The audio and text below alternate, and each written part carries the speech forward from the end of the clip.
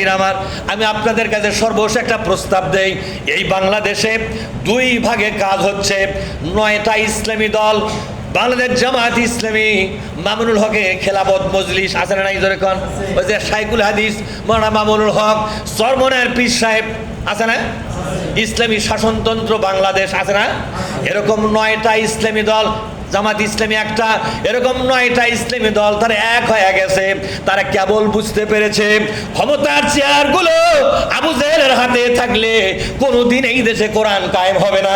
ক্ষমতার চেয়ারগুলো আসতে হবে আল্লাহওয়ালা মানুষের হাতে। এটা তারা বুঝতে পেরেছে। জামাত ইসলামী বাংলাদেশের রাজনীতি, ইসলামী রাজনীতির মা সংগঠন। কি সংগঠন? বাংলাদেশে ইসলামী রাজনীতির মাদার সংগঠন, মা সংগঠন জামাত ইসলামী। এক সময় সব ঘরানার আলেমরা বলতো ইসলাম নিয়ে রাজনীতি করা হারাম, জায়েজ নাই। আজকে সব আলেমরা বলতেছে শুধু জায়েজই নয়, ইসলাম নিয়ে, ইসলামকে মাথাত করে নিয়ে রাজনীতির ময়দান দখল করাটা শুধু জায়েজই নয়, এটা আমাদের জন্য ফরজ ইবাদত। ওই যে সূরা আম্বিয়ার একটা আয়াত শেষ করে দেই আমি, একটা আয়াত 105 নম্বর আয়াত। কত? 105 কোন সূরা? 21 নম্বর সূরা আম্বিয়া। জোরে কোন কত নম্বর? এখানে আল্লাহ কি বলেছেন আয়াতের শেষ একটা অংশ, আন্নাল আরদা, বলেন আন্নাল আরদা, নিশ্চয় এই জমিনের ইয়ারিসুহা শাসনভার, কথা কয় না বলে, নিশ্চয় এই জমিনের শাসনভার।